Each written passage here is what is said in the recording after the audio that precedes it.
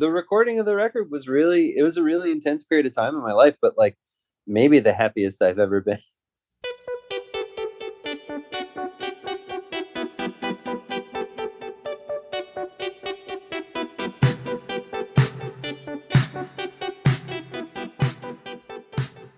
Hello, and welcome to episode 15 of the Who Cares Anyway podcast. My guest is Ryan Weinstein. Ryan is a musician, multi-instrumentalist, songwriter, etc., based in Los Angeles, who records under the name Coffin.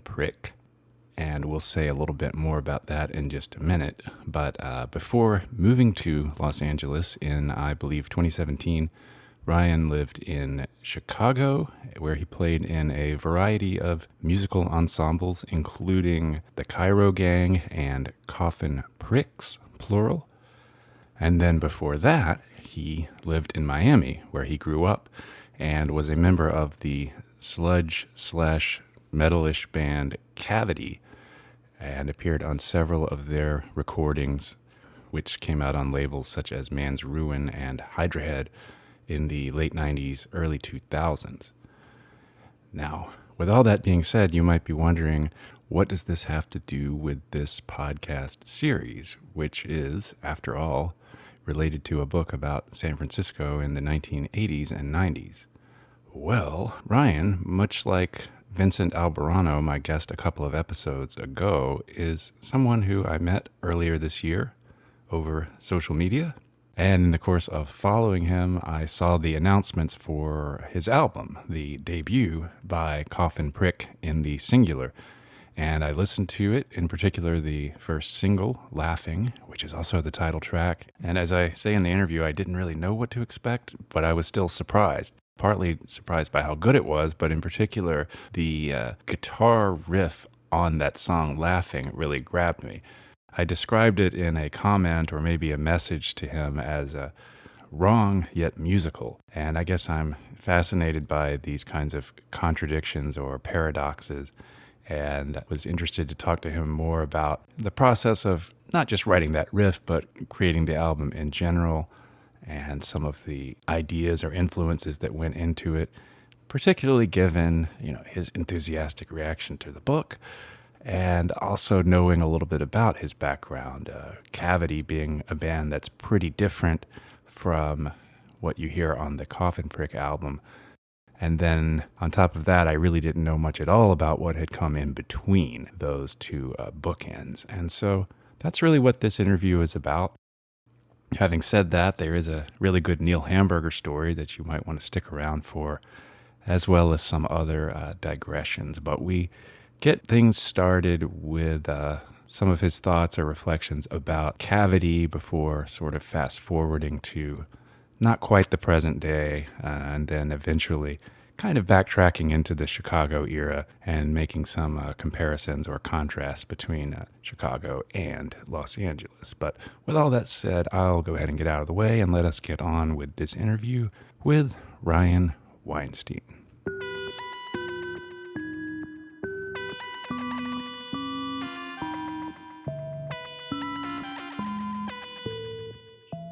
It's a strange band, and to be honest with you, in context, I don't have a lot of fond memories of being in that band because of like some well, there's a lot of complicated personal politics of that band, and while that band I feel is kind of like inconsequential to, in some ways, to my musical development, I don't really carry a lot of what I gained there.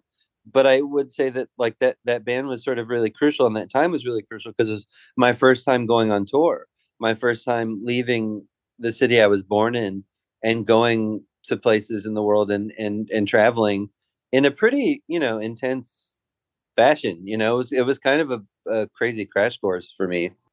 Okay, yeah, because I mean, that genre itself is, I mean, they're kind of on the border between a couple of different genres, but definitely there's I Hate God. There's other kind of bands that are on that sort of The sludge, buzz of it and the buzz sleep, oven, but yeah, exactly. all that stuff. Yeah, Yeah. so it's kind of like it has its parameters, and I wasn't sure if you how much you contributed on the writing side, but I imagine if you did, it would be something that would have to fit in Yeah. with that sound. Yeah. I mean, I've always, to me, I've played with a lot of people, and I've always found it really enjoyable to write to the strengths of a group and not try to, I think every musician has their own thumbprint on what they do, whether it's a sense of melody, a sense of time, um, and that always sort of shines through in what they do with whoever. But unless you're just some super gigger who doesn't have any musical personality, but I think that with them it was like, yeah, it was interesting to write music for that band, and I did write quite a bit. But I think the thing that was really interesting for me in that time with that band was that it was a really good time of like musical education in terms of hearing a lot of music for the first time that I was not aware of through them. Things like the Stooges and the MC5, uh, hearing that for the first time, hearing things like they were really big into things like Swans, which I had only like a peripheral knowledge of.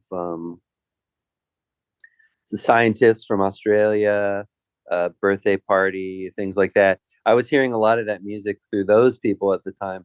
It wasn't really like a band where the listening habits were in the sort of school that the group was in. You know what I mean? I think they Yeah. always thought of themselves as more like a punk types, more and rock and roll types, rather than what if you have to use a term, but rather than being like a metal band or something, which I think kind of got everyone I mean, I would say probably got everybody in the band under their skin a little bit to everyone be like, oh, you guys are a hardcore band, or you're like a. I don't think that anyone in the band thought of the band that way. Okay. Yeah. Well, a lot of the those labels, Hydra Head, Relapse, Men's Ruin, were kind of on, their own sort of zone. It's like not capital M metal, but sometimes I guess you end up playing metal clubs or getting packaged with other metal-ish bands. Oh yeah, all the time. Yeah. you know, all the time. It was rare that you had an experience where you were sort of um your wig got flipped by some band that Right. didn't sound like every band that opened the show the night before or whatever. So Right, right. it was not that we were like trailblazers or anything, you know what I mean? Yeah, it's funny because Hydra Head, I was remembering this that there are all the bands with C's in the name. It's like Converge, Yeah. Cave In, Coalesce. Those are all kind of the same concept, and then Cave In and Cavity, and then I guess it's like convergent evolution as far as I don't know. An idea is in the air. It's like the Strawberry Alarm Clock and the Chocolate Watch Band or something. Oh It's like yeah. Oh yeah, you times. listen you see, but you can hear a name of a band, and you can sort of almost identify it to a time without thinking twice about it. There's just a certain, yeah, I don't know if that's what you mean, but Yeah, I feel like yeah, that something flow, like yeah. that. So you got to Chicago, you were still somehow in Cavity, or was that No, by then I had left. The band sort of broke up. okay? We didn't really, yeah, we broke up. We kind of I left the band for a little while, and then I joined again for the last, like, I don't know, 2 years or something. The band was together, and we sort of split up on stage on a tour. The band was always kind of, I would say, pretty dysfunctional. Functional on some levels, dysfunctional personally. There was always a lot of rancor amongst the people in the band that was sort of quiet. And we just sort of split up on stage. We just like one by one, somebody would leave the stage, and I remember like looking up while we were playing, and not knowing where the singer had gone, and he was kind of a wild card anyways, so it wasn't a surprise, but something in my gut told me, yeah, I think this is pretty much it. And I was pretty relieved at that point to have not been the reason that it ended, but that it did. Right. Um, Okay. yeah. And so it was just sort of assumed that that was it. I don't remember there being any real discussion of whether or not it was over. I think it was just kind of like, yeah, I think everyone's pretty burnt out on this. I mean, they had been a band probably for 6 years before I even started playing with them, and had gone through so many people. Dan, the sort of ringleader of the band, who's the bass player, kind of had run through a lot of different people, and a lot of people, I think, were pretty bummed on how it went. Yeah. He was kind of like, I feel like he sort of had that kind of real intense, almost like, when I read about things like SST, Greg Ginn, like the way that they operated, I felt like he kind of, that was sort of a template for him. He was just always just plowing through stuff, always getting stuff happening. And I really respected that. The whole thing with me playing with them was that they, to me at the time, in a young person's mind, they seemed kind of like somewhat dangerous. It was definitely not the standard punk rock, you know, kind of situation. And there was tons of stuff in Miami that was super interesting. Harry Pussy, which I often refer to as kind of being like a real touchstone for me for that time, and a band called Cream Electric Santa. And there Okay. was a lot of music happening at the time, but Cavity was sort of on their own in sonically, I guess. And they did, I remember seeing them, and singer Renee was, I remember finding out later, it was like, he was on acid and he's got his pants around his ankles, and they're shutting the show down because they're too fucking loud or whatever it was. And, to me, that was really exciting. It was not, they were older than I was. I joined the band. I think I was 17 when I joined the band. Oh, okay. I dropped out of high school, the whole thing. So, you know, to me, when I think of the formative experience of being in that group, it was really just that these were like adult people doing this kind of, what to me at the time seemed like pretty fringe, insane music, and I wanted to be a part of that for sure. I lobbied to be a part of that. Okay. Did you ever go back to school, or was that it? No, I never did. Oh, No, I started touring and that was it. I moved to Chicago and I was just working and was playing with people there almost immediately. Um, I'd often thought that maybe that would have been something I should have done, but yeah. only rarely do I have moments where I think that I was mistaken in following the path that I did, and on as far as like, not pursuing an education or anything. Yeah. So yeah, I probably have more regrets for having done so. Yeah. in, in what sense? It just didn't really it didn't work out the way I thought it would. That's all. What did you study? It was a cognitive science program at Indiana, and then Uh, also history and philosophy of science to get even more obscure. But yeah, it was kind of like you described. Me and academia sort of parted ways, and it wasn't quite as sudden as like just walking off the stage. It was more like I realized it wasn't going anywhere, and then some things came along that sort of forced my hand. Because if you're going to try to stay in and get a job in that, it's like you have to really be in it. Once you're out pretty much.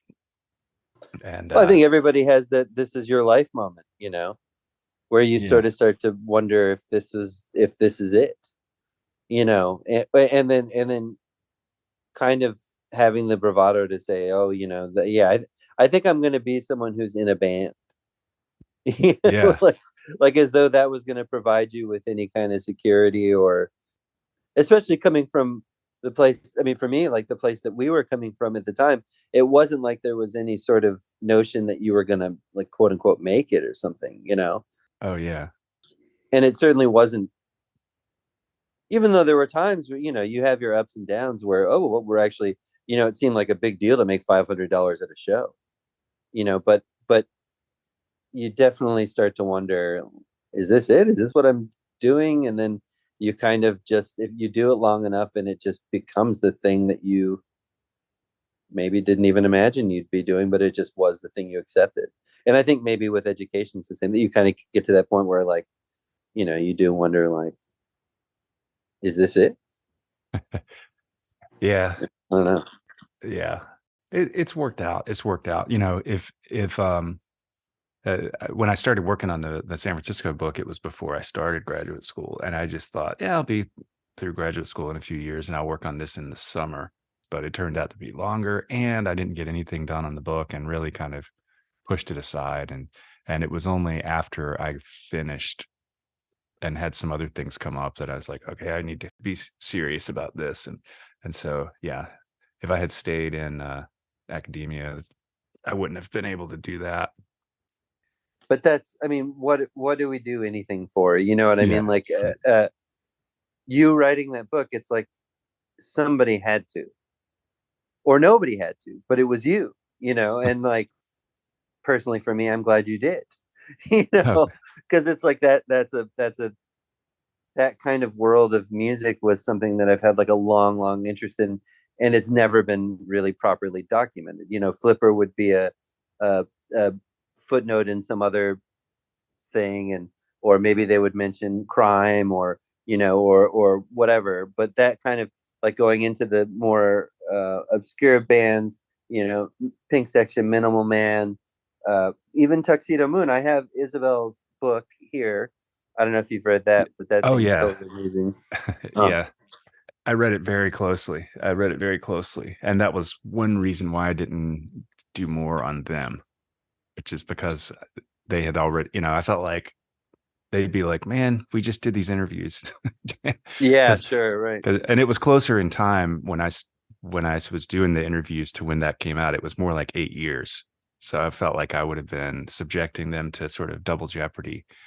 Um, by coming out, so I quoted from it for sure. But yeah. Yeah, I mean, not that I still think to this day, I mean, people can talk about Tuxedomoon, and they'll say, "Oh, No Tears" or something, but they wouldn't know a song on Holy Wars, or any of the later records. I mean, I to me, but I just think that I was real happy that someone hit me to the book, and then, yeah, when I finally got my hands on it, I was so happy. I've read it a few times now, Uh, especially when traveling, and so I was really happy to and to know some of the people in that you wrote about was also kind of, cool. Like, I see Greg Turkington around here in Los Angeles pretty frequently, and we're friendly.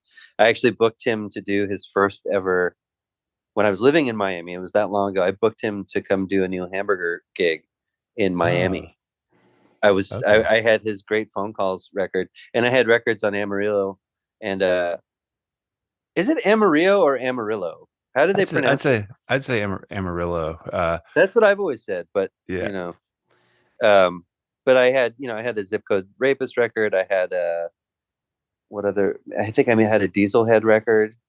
Uh, but yeah, and I had Great Phone Calls, and I had booked Greg to play a gig in Miami. It was this totally insane thing where I had written him. I didn't know him at all.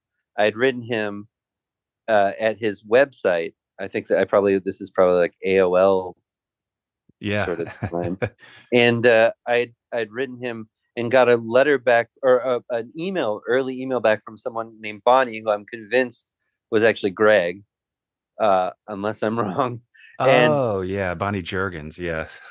For the that Neil. is Greg, I think, Yeah, right? Yeah. I didn't know it. Yeah, he had to tell me, and I was just like, how did I not realize that? Yeah, You it know? was just like, I just figured it was a part of the ruse, and Yeah, so, but I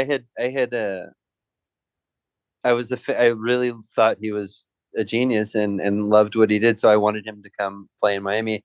It just so happened that he was going to be on tour, and I remember they wanted $350, to which I said, "No way! There's no way I can do that." It was that time where it's like, I mean, it's that crazy, There's just this is, I mean, nobody knew who he was, in Miami, anyways. Um, and I said, "How about $200?" And he put me in touch with his agent, and they were like, "Well, he really wants to go to Miami anyway, so let's just do it." And so I booked the show, um, and I promoted the hell out of it. I had this one summer where I decided I wanted to try to get something happening. It didn't really even particularly matter what it was. I just needed to have something happen. Miami was so people think of Miami as being a major city, and I guess it is if you're someone who thinks of South Beach or but as far as the cultural imports, as far it was really Yeah. difficult for people to get there. It's Yeah. geographically really isolated, and you're talking about 14 hours of driving from the northern part of Florida to Miami. I would also make the distinction of Miami being Miami, not really what people consider Florida, although that's hard to say. But I um, understand. Yeah. it just doesn't have the same sort of like southern identity that the Exactly. rest of Yeah. Florida has. Northern Florida is part of the South, and Southern Florida is Southern Florida. Yeah. Yeah, I think once you get to like Fort Lauderdale or something, that's where it starts to change. Although Fort Lauderdale is certainly a unique place. But anyway, so Greg, I wanted to book him in Miami to do a Neil Hamburger show, and he agreed. And we figured out a way to make it happen. And I think like a week before the gig happened, there must have been a cancellation on the Jimmy Kimmel show, Oh, right. and he was on with Yoko Ono, Okay. Yep. Yep. and he told the amazing joke of Why did Michael Jackson dangle his infant son over the balcony of his hotel room? He was punishing him for refusing to finish his plate of sperm.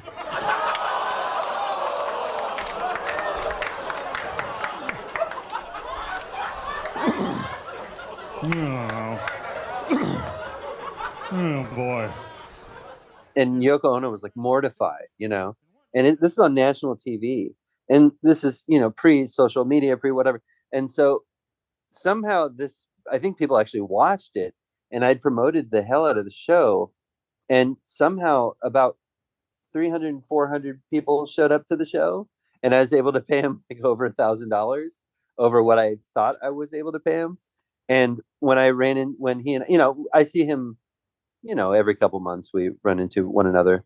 And I think maybe a couple times I was like, "Do you remember this gig in Miami?" And he was like, "Oh yeah, it was the best. I've gone back twice since you booked that show, and it's been miserable every time." So I feel happy that I provided him with that, with a good experience.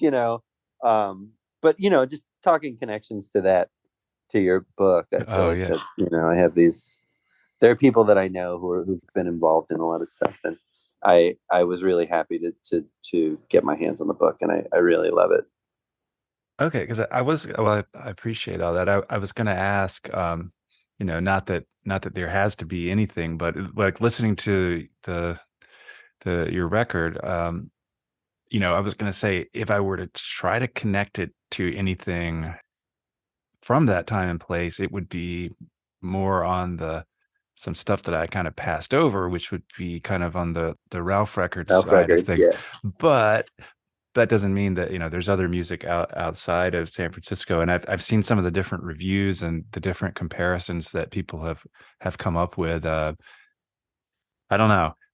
Can you comment on, because Yeah. I've seen everything from Gary Newman to Wire to, I mean, I thought of Shimmy Disc Kramer kind of production stuff with some of the vocal sounds. But I don't know where it's coming from I necessarily. don't know where it's coming from either. I mean, I think every person that has spent their time, a great amount of their time absorbing music, is going to regurgitate some of the things that they've spent a lot of time with. I think it's just natural. I think that's just part of it. But it's been interesting, if you a lot. Brian Eno is the thing that seems to come up a lot, and I love Brian Eno, but I was not thinking about Brian Eno at all in any conscious way. I certainly would not ever want to make something that I intentionally sought out to ape something else. Right. Um, things are going to be what I think after years of playing. There's like a time when you're younger where you really strive, at least amongst my peers and people, where you're really trying to like stake out some kind of identity. But I'm like in my 40s now, and I don't really try that hard to do or not do something. I definitely labor over the things that I make while I make them, to the point of almost having them disintegrate in front of my eyes. But I don't think really consciously about trying to make anything like something that someone else would have already made. I mean, I don't know. I mean, there's Yeah. what would be the purpose of that, I guess. But yeah, I mean, certainly if you were to, I mean, I'm looking at my wall. I have a Ralph Records framed poster on my wall, Buy or Die. It's like the Gary Panther from the cover of the 45. And I loved all of that music. I still love all that music. I love the early Residents, especially MX80. I love Throughout, Tuxedomoon. Although, there's some question about whether do people really consider them a Ralph band? I don't know. It seemed like they had a Right. much longer career off that. Yellow, I think, is amazing. The Fred Frith records, Snakefinger, of course. I mean, it's been cool to see a lot of younger people discovering Snakefinger in recent years. I don't know where that came from, how that winds up in the zeitgeist, but you know, stuff like that. I Yeah. mean, I all the things that people have mentioned, for the most part, are things that I've owned records by. I've listened to them. There's some stuff I have no idea. I saw a review yesterday or the day before that someone from my label had sent me, and there's only one person at my label, but where they'd mentioned someone named Matthew Deere. I had heard this person's name. I listened to the music and I felt no um, kinship with it. Okay. But it's kind of the amazing thing when you read reviews that people write of the things that you've made, and what there was a point in my life where I would almost be like sort of offended by comparison, where now I just sort of accept that that's just the way someone's experience has led them to think of the music they're hearing. But for me, yeah, I mean, I think the Ralph stuff, a lot of it is pretty deeply embedded in my brain as far as the way I hear things. I mean, that hearing Meet the Residents when I was very young, maybe 15 or something, it really had like a major impact on me. To this day, I still think of that record. Whenever I listen to it, I'm almost like transported to a time where I can remember how it felt to hear that record for the first time, and feel this sort of like elation and discomfort in it. Um, I'm not sure if I'm answering the Yeah, question. yeah, yeah, yeah. Well, a lot of times I don't really have questions, so Yeah, yeah, sure. I just talk till well, because that reminds me of that phrase, wrong yet musical. And there's the two riffs in particular that made me think of that, and one of them is on Laughing, and then the other one is on Smooth Rubber Ailment, I think it's called. Yeah. I'm not sure if you know which two I'm referring to, but they're both sort of breaks that come in with, they have a similar guitar tone to each other. Mm. And then there's some keyboards going on along with them. But do you have an idea of where I imagine like something like that riff, and I'm not going to try to sing it, but it's a I think I fuzz know what you're tone. trying Yeah, to. do. It's got a lot of Right, motion. Yeah, sort of right at the top. It happens twice. And Laughing, I yeah, think, probably happens twice in the tune. yeah, Um, yeah. yeah. Well, I have a love for, as much as I there's two things that seem to often be mainstays, or things that are somewhat constant in. I think there's three things I really team. Actually, no, that's not true. But I think there's often melody and dissonance in the music that I make, and the conversation of dissonance, especially with this record. Everybody I know that I talk to that seems to understand music, or speaks this kind of speak, dissonance comes up a lot. It's certainly not something I set out to do, but I was talking with a friend of mine recently because I'm starting to work on a new record, and I was talking about how sometimes there's this part of me that wishes that I could write a song that sounds like "I Want to Hold Your Hand" or something, you know. But everything I write tends to have this sort of, there's a little bit of a of a darkness to it and a dissonance to it. And the person I was talking to was actually this guy Graham, who was the engineer, who helped me do the final mixes of my record. I pretty much mixed everything myself, but he said, yeah, but that's actually what it's what makes the music that you make identifiable. And I there is some kind of solace in that.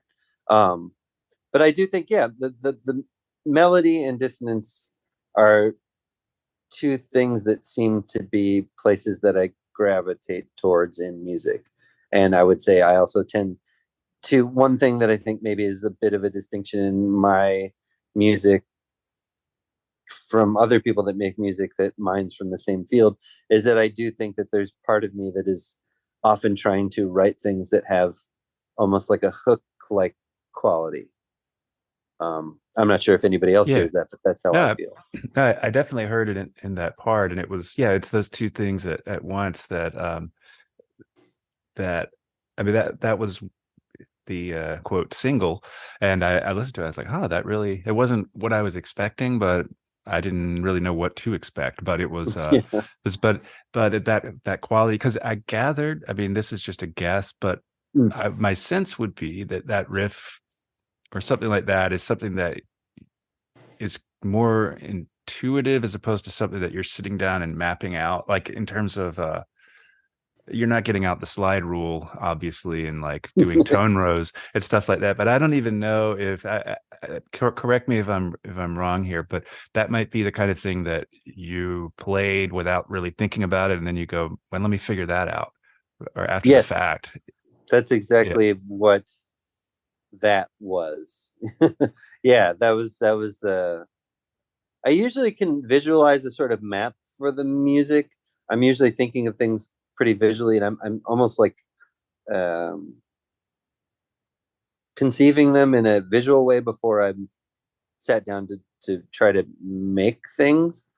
But I think like with everything, there's a process of trial and error, and you really work on things until something strikes you. And that was one of those things where I knew that I wanted something. I'm known as like a guitar player or a bassist with people, but this music wasn't really primarily guitar or guitar music. They're not guitar pop songs, although the guitar is employed quite frequently. It's music where I had the time and the means from which to make a recording where I wasn't really limited outside of the actual limitations of what I had to record with and stuff.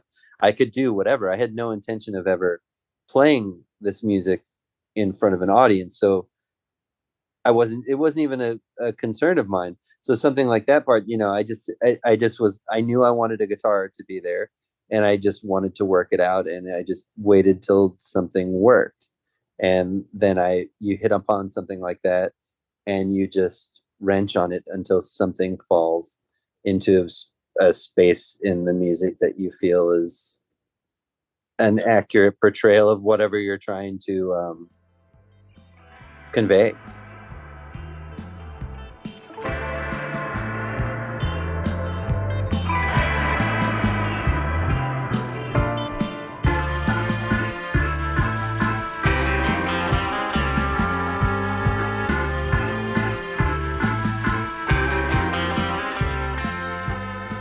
Read the Wire magazine thing that you posted, the interview, and so I guess it was April 2020 that you found, well, a lot of us found ourselves with some time on our hands, and I don't know what you already had equipment wise. Was it kind of a matter of, I've got some keyboards and drum machines and a lot of time on my hands, let me see what I can do with them, or how did the at what point did you realize that you were doing something more than, I don't know, killing time?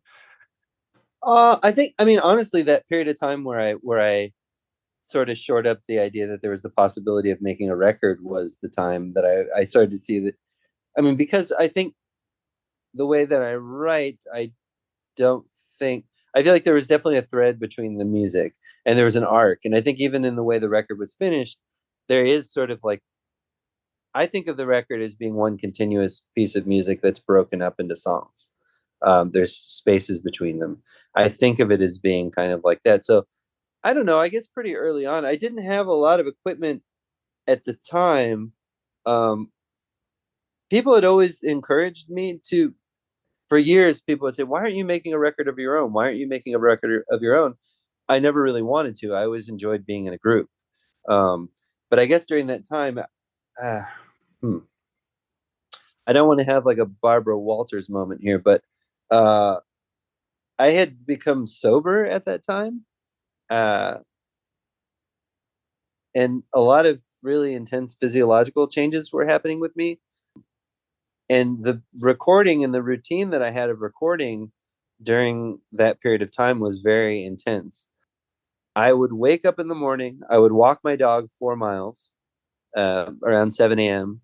And I would get home, I'd make myself breakfast, and I would record from about 10 o'clock in the morning until about 8 p.m. at night every day for about 9 months. Oh, wow. And then at 8 o'clock, when the sun went down, we'd walk for another 4 miles. I'd walk. That was like my routine every day, and was the extent of like what little socializing I would do as well. Because I was during that time, I was the COVID thing, which I don't really want to talk about this record as being a COVID record or something I did during that period of time. But I do think that that time is kind of important in that it may be the only time of my life or anybody I know's life where you were actually afforded the time to do something like that. So I spent all this time just really, really getting into doing things on my own. And I didn't know anything about digital recording at all. The thing that was really cool was that I'd spent a lot of time doing things in a really idiosyncratic and technically wrong way. But I think that that sort of is what allowed the record to sound the way that it does. If I had had proper recording techniques in my mind, I think the record might not have had the same character it does. I went back recently to listen to the sort of early stages, early mixes of the record, and it's very, very different. It's the same material, just different, you know. Um, I so I don't know. The recording of the record was really, it was a really intense period of time in my life, but like maybe the happiest I've ever been. Which is so fucking wild to say, you know. The happiest I've ever been was being sequestered in my home in front of a computer for 10 hours a day, you know, or whatever it was. But it was, yeah, the I guess I figured out I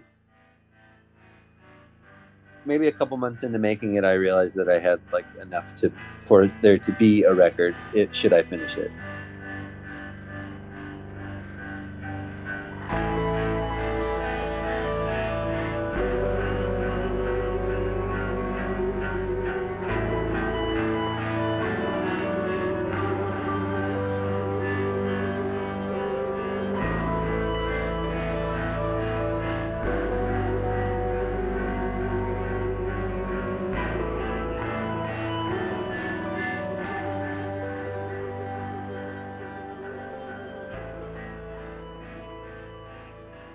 So it wasn't ever intended to be played live, but then what was that?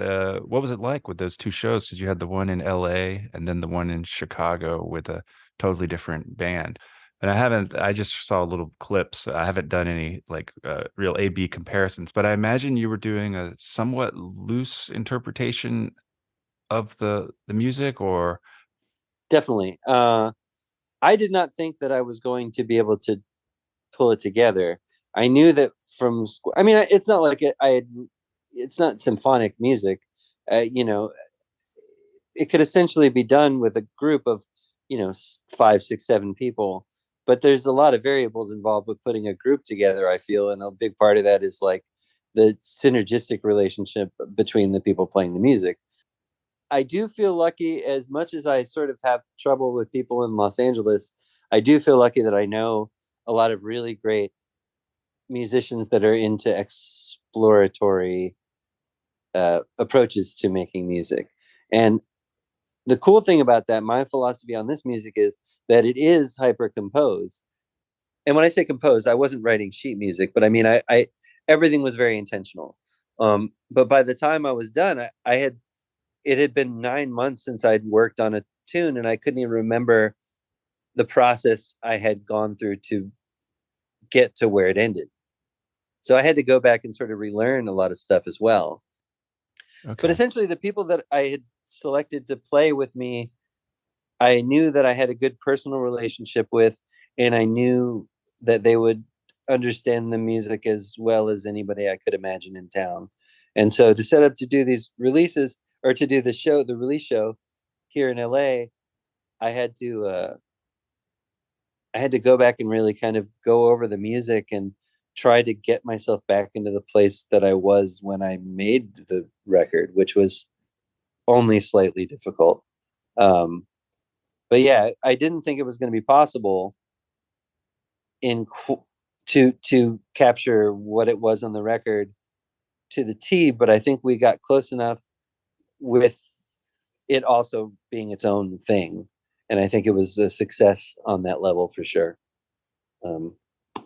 Yeah, that was Yeah, pretty I cool. could imagine trying to get too anal retentive about this part and that part would be counterproductive, or not possible, and then also counterproductive in the sense of, the live setting is different from the studio. But that sounds like there's a lot of Chicago, LA back and forth, or people who were in LA that you knew from Chicago. Yeah. I mean, I think Los Angeles is the place that you're just sort of destined to wind up for some period of time if you have lived it. Like, if you were living in Chicago for 17 years and you wanted to go anywhere that was the opposite of whatever it was like in Chicago, LA couldn't be any more different, you know?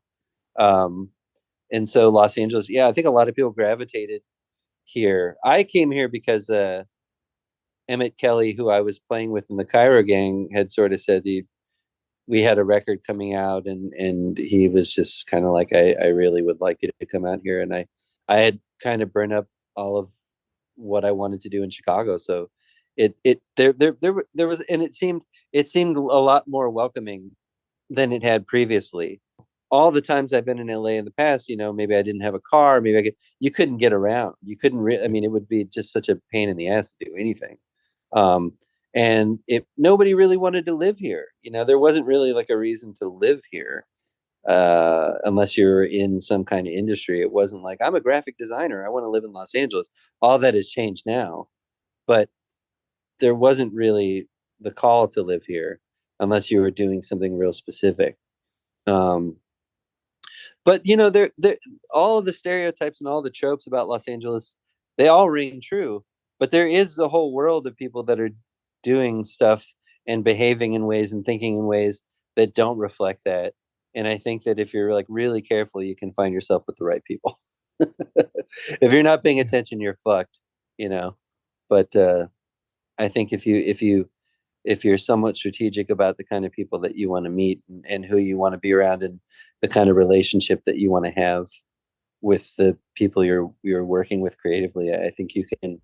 There are a lot of people that sort of defy the stereotype of, the kind of Los Angeles music biz schmoozy kind of stuff.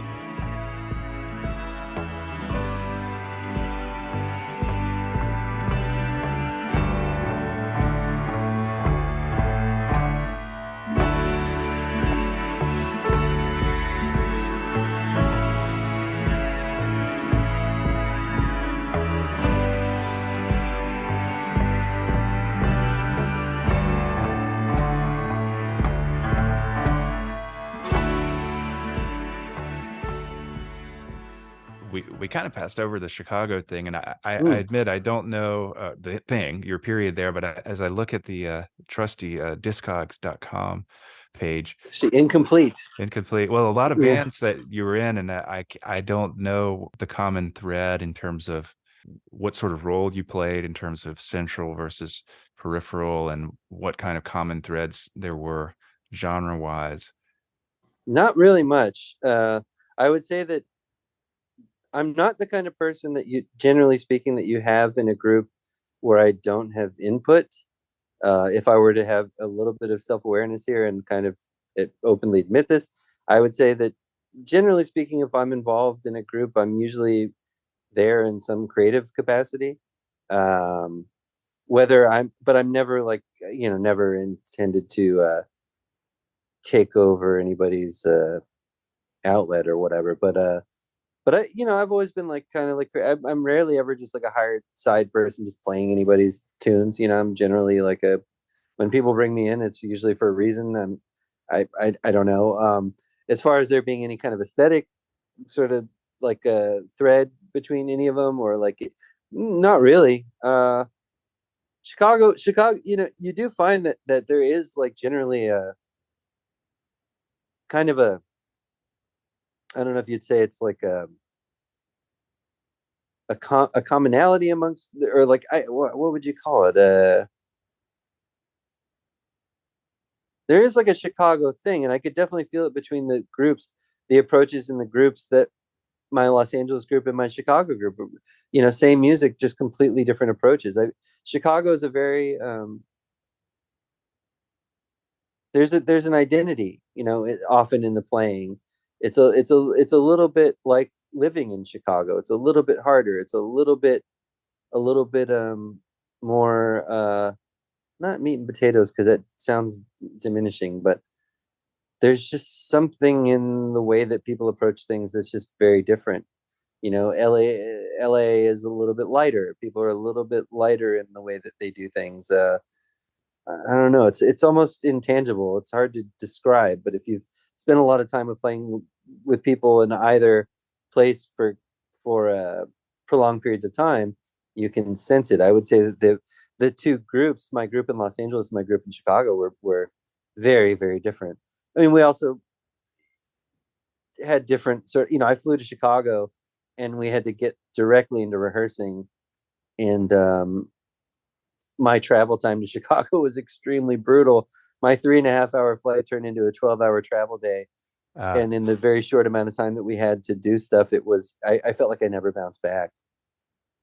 But Chicago has always been like this really incredible city, because similarly, I think, and this is a point I was going to make earlier, when you talk about the really a big thing that people, I feel, don't talk about. I see some people discuss when they talk about periods of time, is the finance of what it's like to live in a certain place at a certain time. You know, living in Los Angeles now, you don't have the freedom to do the things you want to do when you want to do them, unless you're one of the many people here that seem to have no real sort of source of income, but have all this passive income. I don't know. There's like people that just seem to have all this money, and I don't know where they come from. But the idea of like, I don't know how anybody can spend. I have a 1-bedroom apartment that's $1,400, which is unheard of here. And it's rent control, and I'm very lucky to have it. But, or rather fortunate rather than lucky. But the finance. I mean, this is like a big thing when we talk about music, because the truth is, finance plays a big role in how people can proceed in their creative practice. Yeah. The world that we live in now is not the world it was even 7 years ago. If you assuming you live on your own, and you spend $1,600 a month on rent, which I think is like the median rent maybe for a apartment here, if you can even find it. That might even be a studio now. I don't even know. But if you can't afford to have a rehearsal space, and you can't afford to pay people for their time, which, frankly, as you get older, that's something people need, because they have to take time off work. You're not 21. You can't just fuck off and do whatever you want, whether you want to or not is another story. But, the finance of maintaining a group and maintaining the practice of having a living, breathing group is really, it sometimes feels quite insurmountable. And I think the finance of these cities and trying to continue to do these sort of things, you're not afforded the time and luxury of being free with the time to explore like you might want to. And I think I think that the economics of the world are actually pushing people inward to doing things like making records on their own in their homes. But I think it is kind of killed an outlet of creativity that people had that did amount to a lot of really great work in the past, you know? And I think that that's pretty unfortunate. But it's like, I was in Miami visiting my father recently, who I don't really see very often. And I went to go visit him. We were driving around, and every place that I remembered from my childhood was gone. And I was just like, fuck, man, like, I can't believe this. I can't believe this is gone. I can't believe this is gone. I can't believe it. And my dad, in a rare moment of accepted wisdom from him, he just said, well, I mean, why are you so concerned with all these things you can't change? And this is something that I'm constantly finding myself battling, Yeah. But I do think there's a reality, there's a reality with when we talk about San Francisco in the 80s and everyone talks about these massive, Victorian houses they lived in, or these big loft apartments they had in New York or wherever it was, everybody had all these great places to work in. Like, people, you just can't find that anymore, at least not in the major cities. And so I do think that the economics of the world have really kind of have a lot to do with the way that people have chosen to, or not chosen to, but have almost been forced to deal with their creative lives. I mean, this is not even getting into the way that everyone's like sort of constantly prostituting themselves. I've caught myself doing it as well through social media to try to get people to pay attention to what they're doing, because everyone has the attention span of a gnat as well. I think Yeah. that, I think it's really like pretty interesting. It's like to think about all this stuff, and I'm not sure how I got to this point from where I was, but Well, it's all part of it. I mean, you can't, I think, one thing that became clear to me as, working on the book is how much you can't divorce the sound of the music or just the ideas from the circumstances. And I think, yeah, it's not about trying to go back and recreate it, but sort of maybe appreciating how that fed into it. well, I would say this much about Chicago. When I lived there, I had a one-bedroom apartment that was $525. When I left, I had a two-bedroom apartment that was $900. Big apartment. You could afford to make music.